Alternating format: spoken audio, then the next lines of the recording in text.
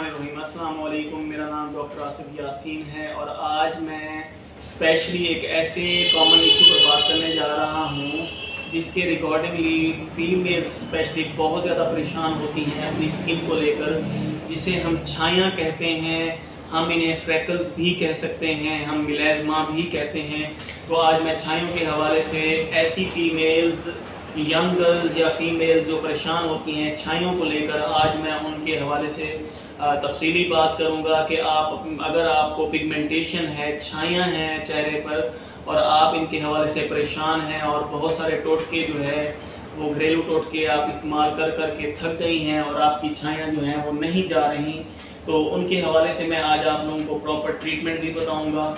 मैं बताऊंगा कि मिलेज़मा जो है, छाइयाँ जो हैं वो बेसिकली क्या होती हैं, इनकी जो है हम कैसे इनको कंट्रोल कर सकते हैं, घर में रहकर इनका ट्रीटमेंट कैसे कर सकते हैं और किन चीज़ों से हमें जो है एहतियात करनी चाहिए, परहेज़ करना चाहिए। तो छाइयों के हवाले से मैं बताना चाहूँगा, आम जुबान में छाइयाँ हम हाइपर पिगमेंटेशन को कहते हैं। बेसिकली क्या होता है कि अल्लाह ने हमारी स्किन में एक पिगमेंट रखा है जिसे हम मेलानिन पिगमेंट कहते हैं और ये मेलानिन पिगमेंट जो होता है ये मेलानोसाइट्स से पैदा होता है। ऐसी फीमेल्स जो धूप में ज़्यादातर एक्सपोजर में, धूप में, सनलाइट में ज़्यादा एक्सपोजर में रहती हैं, या ऐसे मेल हजरात, ऐसे मर्द हजरात जो सूरज की रोशनी में ज़्यादा रहते हैं, उनमें जो है ये मेलानिन पिगमेंट जो है वो ज़्यादा इसकी प्रोडक्शन स्टार्ट हो जाती है, जिस वजह से उनके फेस के ऊपर यहाँ जो है पैचेस बनना शुरू हो जाते हैं, या उनके फोरहेड पर या नोज़ पर या अपर लिप्स पर फीमेल्स में पैचेस बनना शुरू हो जाते हैं। इनको हम जो हाइपर पिगमेंटेशन है इसे हम छाइयाँ कहते हैं, हम इन्हें फ्रेकल्स भी कहते हैं, हम इन्हें मिलेज़मा भी कहते हैं। बेसिकली जो फीमेल्स होती हैं उनमें बहुत ज़्यादा देखने में आता है कि फीमेल्स में बहुत ज़्यादा जो है 80 to 90% जो है फीमेल्स हैं उनमें छाइयों का प्रॉब्लम ज़्यादा पाया जाता है, जबकि 10 to 20% 30% मेल हजरात जो हैं, मर्द हजरात जो हैं, उनमें भी ये इशू जो है देखने में मिलता है। तो इसके हवाले से मैं फीमेल्स में सबसे पहले बताना चाहूँगा कि इसका कॉजेटिव एजेंट क्या है, बेसिकली क्यों होती हैं जो छाइयाँ हैं फीमेल्स में क्यों होती हैं। उनमें देखने में ये आता है, जो सबसे पहली वजह जो मैं हाईलाइट करना चाहूँगा, जो टीनेज गर्ल्स होती हैं 15 to 20 ईयर्स तक या 25 ईयर्स तक जो फीमेल्स होती हैं, उनमें ड्यू टू हार्मोनल चेंजेस की वजह से उनके हार्मोन्स चेंज हो रहे होते हैं, जिस वजह से उनमें पिगमेंटेशन जो है, मेलानिन पिगमेंट जो है वो बनना ज़्यादा स्टार्ट हो जाता है, उनके चेहरे पर छाइयाँ बननी ज़्यादा स्टार्ट हो जाती हैं। अगर वो जो है इस प्रॉब्लम को, इस इशू को टाइम से जो है वो अगर कंट्रोल नहीं करती, तो ये जो छाइयाँ होती हैं वो ज़्यादा से ज़्यादा पुरानी होना शुरू हो जाती हैं। फिर जब हम इनका ट्रीटमेंट स्टार्ट करते हैं तो बहुत ज़्यादा टाइम चाहिए होता है हमें इनसे छुटकारा हासिल करने के लिए। तो सबसे पहली वजह जो देखने में आती है फीमेल्स में मिलेज़मा की, छाइयों की, वो पिगमेंटेशन है, वो उनका हार्मोनल इम्बैलेंस है। उनके हार्मोन्स चेंज होने की वजह से उनमें जो है बहुत ज़्यादा इस तरह का प्रॉब्लम आता है। दूसरी वजह जो आती है वो ड्यूरिंग प्रेगनेंसी, जो फीमेल्स होती हैं, जो जब वो प्रेग्नेंट होती हैं तो उनमें फिर वही बात, उनमें हार्मोन्स चेंज होते हैं, उनका मेलानिन प्रोडक्शन, जो मेलानिन पिगमेंट है वो उसकी प्रोडक्शन ज़्यादा हो जाती है और उनकी जो है ज़्यादा छाइयाँ बनना शुरू हो जाती है, उनकी स्किन जो है बहुत ज़्यादा डैमेज होना शुरू हो जाती है, बहुत ज़्यादा ख़राब होना शुरू हो जाती है। तीसरी वजह अगर हम आएँ तो ऐसी फीमेल जो ज़्यादातर सनलाइट में एक्सपोज रहती हैं, सूरज की रोशनी में ज़्यादा रहती हैं, काम करती हैं, बाहर का जॉब की वजह से ज़्यादा जाती हैं, काम करती हैं, उनमें ड्यू टू सन एक्सपोजर जो है उनमें भी हाइपर पिगमेंटेशन स्टार्ट हो जाती है, छाइयाँ बनना शुरू हो जाती हैं। तो ऐसी फीमेल्स के लिए जो है क्या उनको करना चाहिए, ट्रीटमेंट क्या करना चाहिए। अगर फीमेल्स बहुत सारी आती हैं हमारे पास, कहती हैं कि डॉक्टर साहब मैंने हर तरह के घरेलू टोटके आजमा लिए हैं, मैंने बहुत सारा ट्रीटमेंट कर लिया है, बहुत ज़्यादा ट्रीटमेंट करवा लिया है, लेकिन छाइयाँ जो हैं वो जाने का नाम ही नहीं लेती।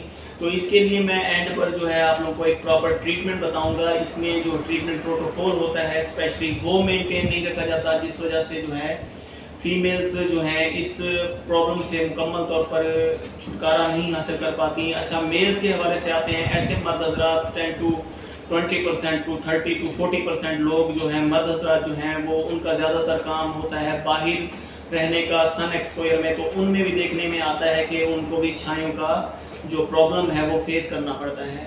अब आते हैं हम ट्रीटमेंट की तरफ। ट्रीटमेंट में बहुत सारे वैसे तो देखने में आता है कि जो फीमेल्स होती हैं या मेल हजरात होते हैं वो बहुत सारे जो है वो घर वाले टोटके इस्तेमाल कर रहे होते हैं। तो वो स्किन को बेहतर करने की बजाय वो स्टीराइडल क्रीम यूज़ कर रहे होते हैं, वो मुख्तलिफ़ किस्म की टैबलेट्स मेडिकेशन स्टार्ट कर देते हैं।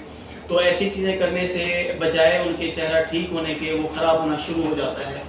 तो ट्रीटमेंट की तरफ आते हुए मैं बताऊंगा कि सबसे जो आप लोगों को ट्रीटमेंट बेस्ट जो आप लोगों को ट्रीटमेंट आपके लिए सजेस्ट किया जाता है वो हम जो है क्रीम्स की शक्ल में भी हम आप लोगों को सजेस्ट करते हैं।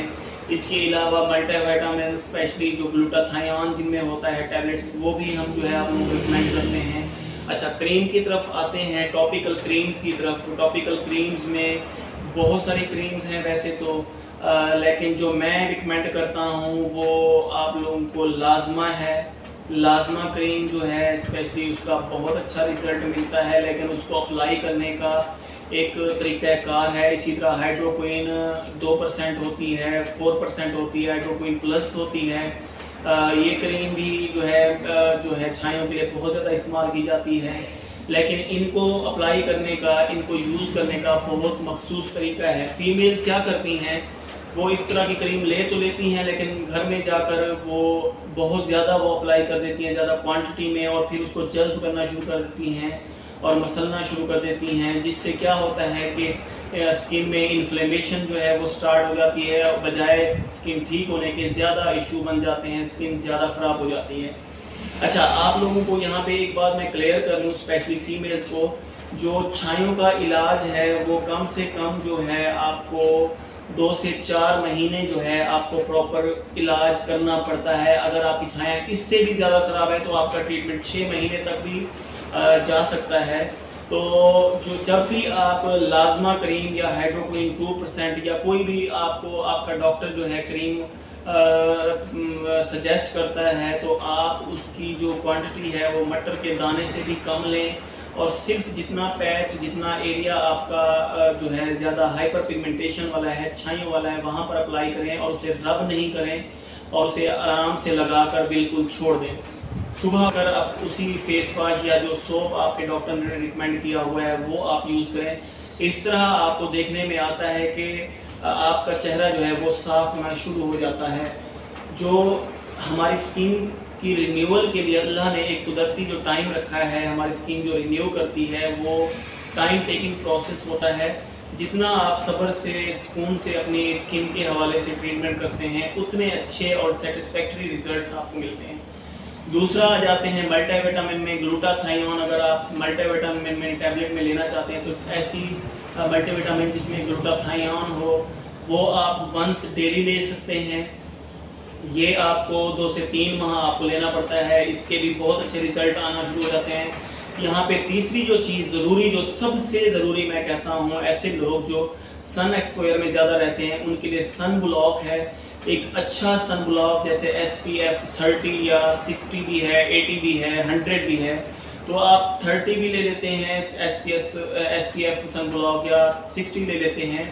दी बेस्ट सन ब्लॉक है, इसे आप यूज़ कर सकते हैं। दिन में जब भी आप सूरज की रोशनी में जाते हैं तो अपने फेस पर अप्लाई कर लें, ताकि आप UV लाइट से, सूरज की शुआओं से जो है बच सकें, आपकी स्किन डैमेज ना हो और जो पिगमेंटेशन का अमल है वो स्टॉप हो जाए, रुक जाए।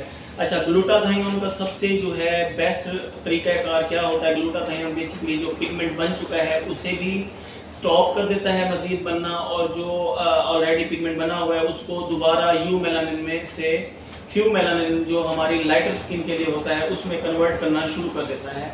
अच्छा, ये तो आ गया आप जो कॉमन जो ट्रीटमेंट ज़्यादातर हम दे रहे हैं। इसके अलावा जो और एक ट्रीटमेंट जो हम अपने पेशेंट को देते हैं वो मीज़ोथेरेपी है। दी बेस्ट प्रोसीजर अगर आप चाहते हैं, ये इंजेक्शन की शक्ल में होता है, इंजेक्टेबल की शक्ल में होता है, अगर आप करवा सकते हैं तो मीज़ोथेरेपी करवाएं अपनी स्किन के लिए, बहुत अच्छे रिजल्ट्स मिलते हैं आपको। इसके अलावा दूसरी जो चीज़ है वो माइक्रो नीडलिंग विद पीआरपी, जैसे कि मैंने बताया है, PRP basically platelet rich growth plasma therapy होती है। ये भी जब हम स्किन में इंजेक्ट करते हैं तो आपकी स्किन जो है रीजनरेट करना शुरू कर देती है और बहुत ही अच्छे रिजल्ट आपको मिलना स्टार्ट हो जाते हैं। इसके अलावा परहेज़ के हवाले से अगर आपको मिलेज़मा इस तरह का मसला है तो आप सन एक्सपोजर से बचें, आप फास्ट फूड और जंक फूड से बचें। कोई भी स्टीरॉयडल क्रीम्स जो हैं वो काइंडली खुदारा इस्तेमाल ना करें, वो आपकी स्किन को डैमेज कर देती हैं, पिगमेंटेशन ज़्यादा हो जाती है, आपकी स्किन ज़्यादा पतली हो जाती है, जिस पर इन्फेक्शन के ज़्यादा चांसेस होते हैं। तो हमारे चैनल को ज़्यादा से ज़्यादा सपोर्ट करें। हम आपको हेल्थ से रिलेटेड इस तरह के जितने भी इश्यूज़ हैं हम आपको वीडियोज़ प्रोवाइड करते रहेंगे। थैंक यू सो मच, दुआओं में याद रखें। अल्लाह हाफिज़।